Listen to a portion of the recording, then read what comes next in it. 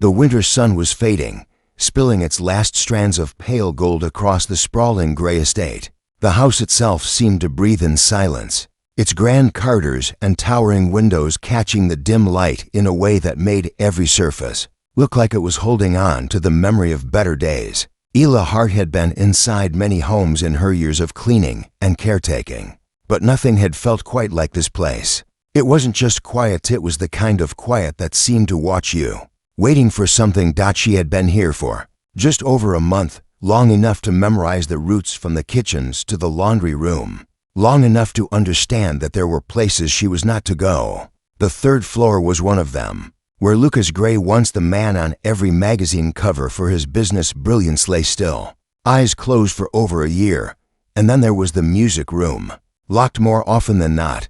She'd only heard about it in passing, a grand space with a piano older than the house itself, brought over from Europe before her grandparents were even born. The other staff spoke of it the way you might speak about a painting in a museum, beautiful, precious, untouchable. That afternoon, as Ela dusted her way through the west wing, she noticed a door slightly ajar. It was the one she'd walked past countless times, the one she'd been told was always locked. For a moment she stood still, her cloth in hand, listening for footsteps in the hall. But the house remained still, holding its breath. Curiosity tugged at her, and before she could think of reasons to turn away, she stepped inside. The first thing she noticed was the light.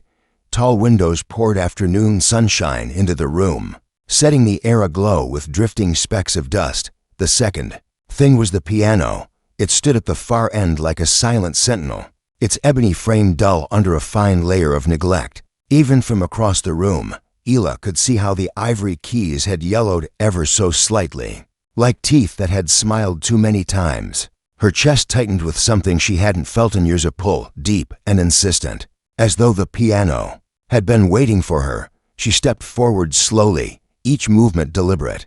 She had played once, no, more than played. She had lived in music. The conservatory had been her world until life had handed her a different score, one where bills replaced sheet music, and her father's illness demanded more than her dreams could give. She hadn't touched a piano since the day she left. Now, the sight of one so regal made her hands ache in a way she had almost forgotten.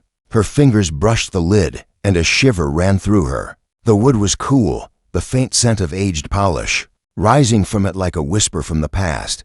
She knew she should leave. The head housekeeper would scold her, perhaps worse, but her mind was already far from rules. She pictured herself as a girl, barely tall enough to see over the keyboard, her mother's hands guiding hers through the first uncertain notes. Above her, on the third floor, Lucas lay unmoving in his bed. Machines hummed quietly beside him, monitors blinking their endless, steady rhythm. His caretakers had learned to read the signs of stillness, to expect nothing. But if anyone had been there in that moment, they might have noticed a small flicker, a twitch of a finger, the faintest change in his breathing as Ila's hands lingered over the keys below. She pulled the bench back and sat, the old wood creaking in protest. For a long moment, she simply stared at her reflection in the polished surface of the fall board, a maid's uniform, hair tied back, eyes carrying more stories than she would ever tell. She took a slow breath and lifted the cover, revealing the keys. They seemed to glow in the fading light, each one a promise of sound. She told herself she would only touch one note, just one, to remember what it felt like. Her fingertip pressed lightly, and a rich tone filled the room, warm and resonant. It rolled through the air like a sigh that had been waiting for release. Another note followed, then a third, the sequence drawing itself from her as if the music had been waiting in her bones all along. The melody she found was not planned. It was soft, searching, built from fragments of old practice pieces and half-remembered songs her mother used to hum. The air shifted, the sunlight caught her hair, and for a moment she forgot who she was supposed to be. She was not the maid, with tired hands and bills to pay. She was the girl who had dreamed in sound. Upstairs, Lucas's brow furrowed ever so slightly, a shadow of movement no one saw. His pulse quickened not by much, just enough for the machine beside his bed to register a subtle change. His mind, adrift for so long in darkness, caught a thread of something familiar, a sound, A feeling. Isla's fingers moved more confidently now, the chords swelling and falling like waves against a shore. She didn't know why her heart was beating faster, why a lump had risen in her throat. She only knew she couldn't stop. Every note was a confession to the empty room, every pause a held breath. When the last chord faded, the silence felt different, heavier, charged with something unnamed. She let her hands fall to her lap, unsure of what she had just done, only that she had crossed a line she could never uncross. Somewhere above her, in a locked room, Lucas Gray's eyes moved beneath their closed lids, chasing the sound back through the dark. And though she didn't know it yet, that single moment, one note, then another, was the first crack in the stillness that had held the Gray estate for more than a year. The kind of crack that lets the light in. The night after she first touched the piano, Isla lay awake in her small room under the eaves, listening to the distant hum of the estate. Settling into darkness, the image of the keys, gleaming faintly in the afternoon light, refused to leave her mind. She told herself it had been a harmless moment no one knew, no one saw, but something inside her wouldn't rest. It wasn't just the music, it was the feeling that the house itself had shifted when she played. Like an old door opening a fraction on rusted hinges. The next morning, she went about her chores as usual, polishing the silver in the dining hall, dusting the towering shelves in the library, fetching clean linens from the laundry. Yet all the while, her thoughts kept drifting upstairs, to the man she had never seen. She wondered what kind of person Lucas Gray had been before the accident.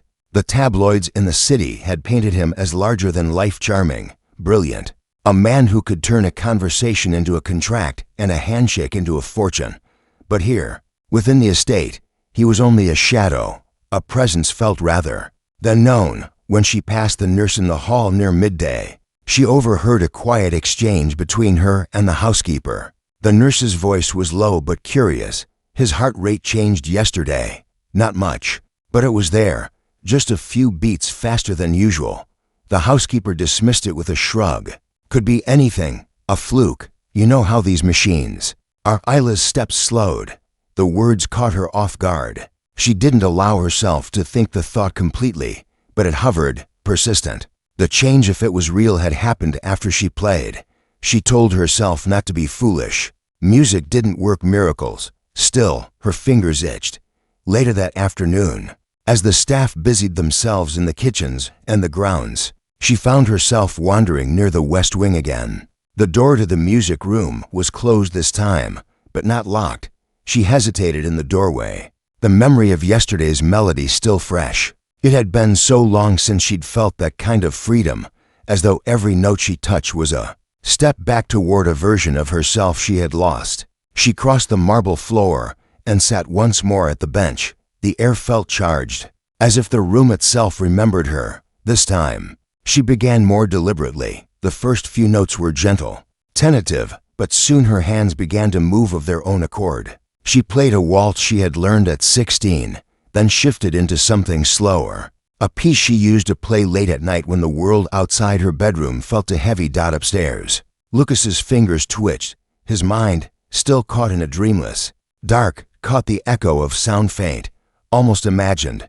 He couldn't place it, but it was warm, like sunlight through a window after a long winter. For the first time in months, the darkness didn't feel endless. Isla had no idea what was happening. She only knew that playing filled the emptiness inside her, the part of her that the years of struggle had worn thin. She closed her eyes and let the music spill out, every chord carrying pieces of her own story, loss, longing, and the stubborn hope she'd never quite managed to kill. The song ended, and she sat still for a long time, her hands resting lightly on the keys. She thought she heard something, a faint shift, almost like a sigh from far above. She dismissed it as imagination.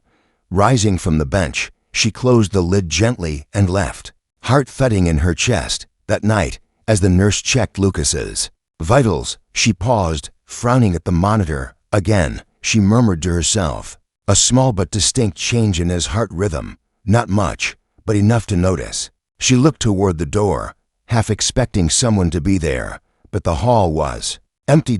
Ila lay awake again, turning the events of the day over in her mind. She didn't know what it meant, or if it meant anything at all, but deep down, something in her whispered that she would go back, that she had to. And in the quiet rooms of the gray estate, the air seemed to hum, as though waiting for the next note. The third time Ela played the piano, she didn't wait for an unlocked door by chance. She made sure it happened.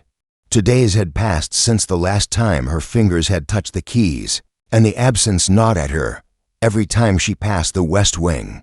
Her chest tightened with the urge to step inside. She told herself she was being ridiculous, but she also knew she was slipping into a rhythm that had nothing to do with dusting floors or polishing banisters. Something was pulling her back to that instrument. That morning, the house felt unusually still. The staff worked in other wings, the head housekeeper busy with an unexpected delivery, and the nurse had gone upstairs with her rolling cart of supplies. Ela timed her steps carefully, her heart thudding a little faster than it should have for someone simply walking a hallway. She reached the music room and turned the handle, unlocked. The air inside felt the same as before, soft light spilling across the floor, the faint smell of wood and age, but it also felt expectant, as though it knew why she was there. She didn't hesitate this time. She sat down at the bench and placed her hands on the keys without the usual pause, letting her fingers fall into a melody she hadn't touched in more than a decade. It began with a slow, steady rhythm, like footsteps on an empty road. Then came a rising phrase that made her think of open skies, of the quiet hope she used to feel before life had taught her to be careful with hope. The sound filled the room, wrapping itself around the high ceilings and spilling into the corners, like light seeping through cracks. Far above, in the quiet of the third floor, Lucas's eyes shifted faintly beneath closed lids. His breathing deepened, his pulse taking on a subtle new cadence. Somewhere in the heavy darkness of his mind, he could feel it again, that faint vibration, the brush of something familiar against the edges of silence. The melody grew bolder. Ila's fingers moved faster, drawing on pieces of music she'd once played for exams and recitals, pieces she'd poured her heart into before she knew how easily dreams could shatter. The weight of the past year, the endless laundry, the quiet ache of loneliness, the constant worry about bills seemed to drain out through her fingertips, replaced by something lighter, almost luminous. She didn't hear the soft steps in the hallway until they were very close. Her heart lurched, and she nearly stopped playing. But then a voice, gentle and curious, spoke from the doorway. "I didn't know anyone here played." Ela turned sharply to find Margaret, one of the senior nurses, watching her with a faint smile. For a moment, Ila's throat went dry, certain she was about to be scolded for breaking the unspoken rules. But Margaret didn't look angry. She stepped into the room slowly, her eyes on the piano. "It's been a long time since this room heard music. He used to play, you know." The words landed like a dropped stone in still water. "Lucas?" Ela asked before she could stop herself. Margaret nodded, her expression softening. "He wasn't just a businessman. Before the company, before all of that, he loved music. Played beautifully, said it helped him think." She glanced toward the ceiling as if picturing him somewhere above. "Funny thing, these past few days, there's been a change, small, but there." Ila's pulse quickened, though she tried to keep her voice steady. "Change?" Margaret shrugged, but her eyes lingered on Ela a little too knowingly. "Vitals, breathing patterns, the kind of thing you notice when you've been watching someone for a long time." She looked back at the piano, then gave a faint, almost conspiratorial smile. "If I were you, I'd keep playing." And just like that, she turned and left, her footsteps fading down the corridor. Ela sat in stunned silence for a moment, the weight of Margaret's words settling over her. If she was right, if her music was somehow reaching him, what did that mean? Could it even be possible? The rational part of her wanted to dismiss it as coincidence, but something deeper refused to let go of the thought. She started playing again, softer this time, almost as if she were speaking directly to him. The notes became a quiet conversation, carrying questions she couldn't ask aloud. "Can you hear me? Do you remember this? Are you still in there?" Upstairs, Lucas's mind stirred again. The darkness felt thinner now, stretched over something bright he couldn't yet see. The music curled around him, carrying with it a faint scent of old wood and sunlight. It was the first thing in months that didn't feel like silence.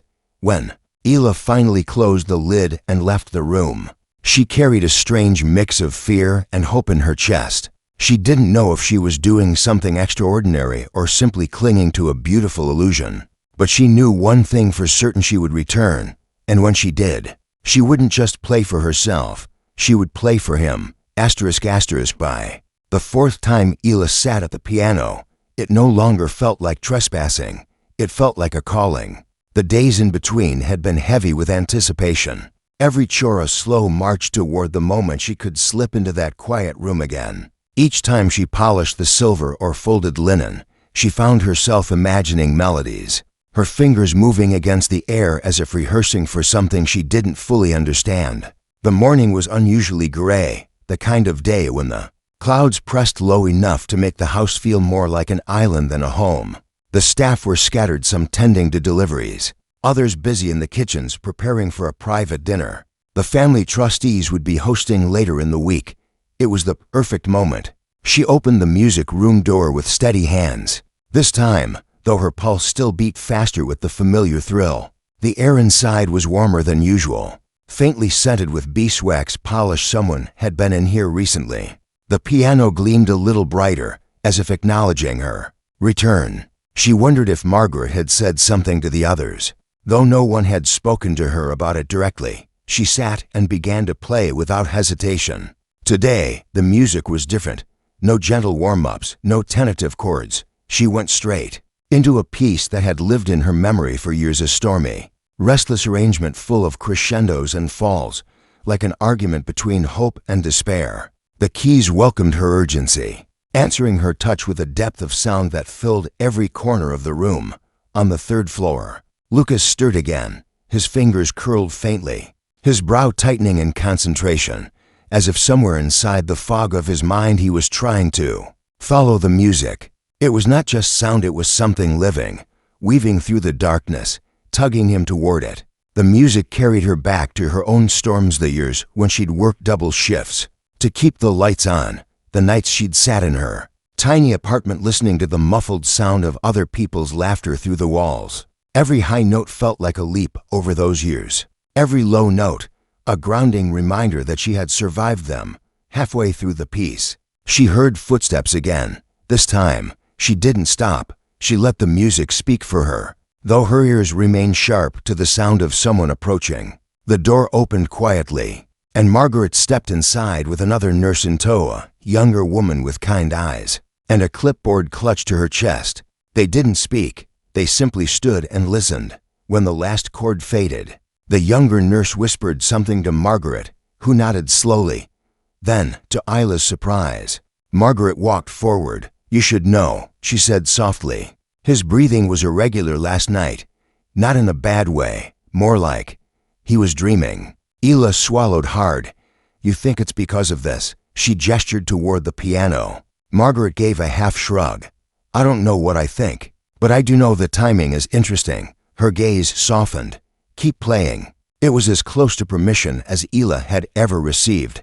She spent another hour in the music room, moving from gentle, lilting tunes to rich, full harmonies that made her chest ache. Each song felt like a letter she couldn't send any other way. Somewhere inside her, a seed of belief was starting to grow, small, fragile, but alive. Later that evening, as she carried clean towels toward the laundry, she passed the open door of Lucas's room. She didn't look inside, but she caught a glimpse of the faint rise and fall of his chest, the pale line of his hand resting atop the blanket. For the first time, she let herself think, "I'm playing for you." That night, she dreamed vividly for the first time in years. She saw a man sitting at the piano, his head bent as his hands moved effortlessly over the keys. The melody was unfamiliar, but she knew instinctively that it belonged to him. When he looked up, she couldn't quite see his face, but his eyes, clear and focused, held hers as though he'd been waiting. She woke with her heart pounding, the echo of that unseen melody still ringing in her ears. And in the locked room above, Lucas's hand twitched again, this time just enough for Margaret to notice. The morning after the dream, Ela moved through her work as if she were carrying a secret.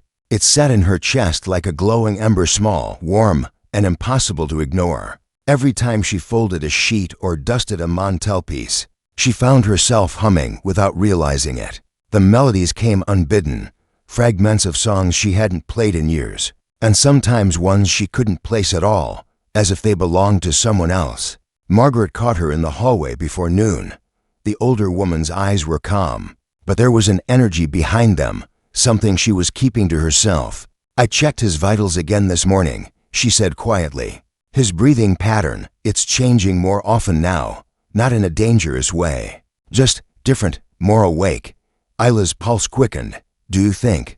"I don't know what I think." Margaret cut in gently. "But I know this, if you feel like playing again today, I'd make the time for it." Isla didn't need any more encouragement. By early afternoon, the West Wing was quiet enough to slip into the music room unseen. She shut the door softly behind her, though part of her wondered if she even needed to hide anymore.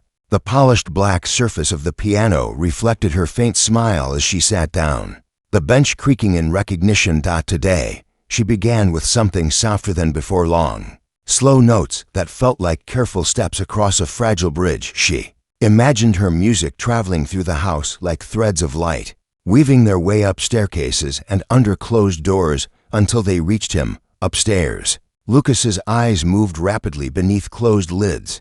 He didn't open them, but he could feel the vibrations now, faint but real. The sound reached him the way sunlight filters into deep water, carrying warmth into the coldest corners of his mind.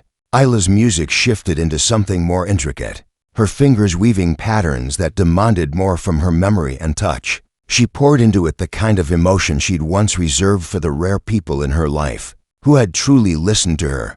She didn't notice the minutes slipping into an hour. At some point, she sensed she wasn't alone. She looked up to see not just Margaret in the doorway, but the younger nurse from before and, standing behind them, Mr. Alden, the estate's manager. His presence made her stomach tighten. He was known for being precise, formal, and not particularly warm. But to her surprise, he didn't interrupt. He stepped inside slowly, his gaze fixed on the piano, and stood with his hands clasped in front of him until she finished the piece. When the final note faded, he said simply, "The family should know about this." Panic flickered in her chest. I'm sorry, I didn't mean." "I'm not scolding you, Miss Hart," he said, his tone steady but not unkind. "I've been with this family for many years. I've seen Mr. Gray through triumph and through this, and I've never seen his condition change. Until now." He glanced toward Margaret. "I believe we need to consider the possibility that this isn't coincidence." Isla could hardly breathe. "You think the music?" "I think," Mr. Alden said, "that whatever you are doing, you must continue." The words settled over her like both a responsibility and a gift. She turned back to the keys, her fingers trembling for a moment before she began again. This time, the melody was something she made up entirely in the moment, a stream of feeling shaped into sound. It rose and fell like conversation, playful. One moment, and aching the next. In the room above, Lucas's fingers moved again. Not just a twitch this time, but the slow curl of his hand into a loose fist. Margaret noticed, her breath catching, and quietly signaled the younger nurse to record the change. Isla played until the light from the tall windows turned gold, until her arms felt heavy and her breath matched the rhythm of the music. She ended with a soft chord that lingered in the air like a held promise. When she finally looked up, all three of them, Margaret, the nurse, and Mr. Alden, were watching her with an intensity that made her feel both exposed and strangely proud. That night, Isla dreamed again. She saw the same man at the piano, but this time he was standing, walking toward her. His steps were slow but steady. His eyes locked on hers. Just before he reached her, she woke, heart pounding in the dark. She lay still for a long time, staring at the ceiling, wondering how close the dream was to becoming real. And upstairs, in the room that had been silent for over a year, Lucas's lips parted slightly, as though he were trying to form a word. By the sixth day of her secret music sessions, the air in the Gray estate felt different. It wasn't something you could measure with a monitor or a thermometer. It was more like a hum beneath the silence, a subtle shift in the way the rooms seemed to breathe. Even the staff, though they didn't speak of it, moved with a strange, undercurrent of expectation as if they, too, were waiting for something to happen. Hila could feel it most of all. Every step she took toward the West Wing carried the weight of knowing that what she was about to do might not just fill a quiet room with sound, it might actually be reaching someone who hadn't been reached in over a year. She slipped into the music room mid-morning. The winter light was softer today, spilling across the piano like a quiet blessing. She sat down without hesitation. The bench now as familiar to her as her own shadow. The first notes she played were warm and steady, like a heartbeat, low and resonant, grounding the space. Upstairs, Lucas stirred almost immediately. His eyes moved beneath their lids, his fingers flexed again, and this time his head shifted slightly on the pillow. Somewhere deep inside, the darkness that had surrounded him for so long was thinning, letting slivers of light in. The music reached him like a rope dropped into a deep well, something to hold onto. As Hila played, she thought about the man she'd never met, but somehow felt she was beginning to know. She wondered what his voice sounded like, what he thought about when he was alone, what kind of music he would play if he were sitting here instead of her. She poured those questions into her fingers, letting them spill into the melody until every note felt like both a call and a promise. I'm here. Come back. She didn't hear the footsteps this time until they were right beside her. When she glanced up, she saw Margaret and the younger nurse again, but behind them stood a man she didn't recognize. His posture was tense, his eyes sharp, but there was something fragile in the way he held himself. This is her? He asked quietly, his gaze on Hila. Yes, Margaret replied. This is the one who's been playing. The man stepped forward. I'm Daniel Gray, he said, his voice low. Lucas is my brother. Hila's hands froze over the keys. She wasn't sure what to say. I didn't mean to intrude. My brother hasn't moved in over a year. Daniel interrupted gently. And now, I've seen the recordings. I've seen his hand move. I've heard about his breathing changing. If you're part of the reason for that, then you're not intruding. His eyes softened. You're helping. Something in Hila's chest loosened. She nodded once, then let her hands return to the keys. This time, she didn't just play for Lucas. She played for his brother, for Margaret, for the quiet hope that had begun to spread through the walls of this house like the first green shoots after winter. Halfway through the song, Margaret's voice cut softly through the music. Hila, look. Hila turned her head toward the doorway. The younger nurse was there, holding a tablet connected to the monitor upstairs. The screen showed Lucas's vitals in real time, and his heart rate had climbed steadily since she began. Not dangerously, but clearly. Her throat tightened. She looked back at the keys, her fingers moving with renewed purpose. The music swelled, shifting into something brighter, like a curtain being drawn back to let the sun in. Upstairs, Lucas's eyes fluttered. It wasn't the slow, restless movement of sleep. It was sharper, stronger, as though he were fighting to lift them open. His chest rose with a deeper breath, his lips parting just enough for a faint sound to escape. Downstairs, Hila felt it. Not heard, not seen, but felt, like the change in the air before a storm. She pressed into the final chords, letting them ring through the room with all the conviction she had left. The last note lingered. Silence followed. But it wasn't empty anymore. It was full, charged, waiting. Margaret glanced toward Daniel, her expression caught between disbelief and joy. And upstairs, in the room where time had been standing still, Lucas Gray's eyelids lifted. Just a fraction, but enough for the light to slip in.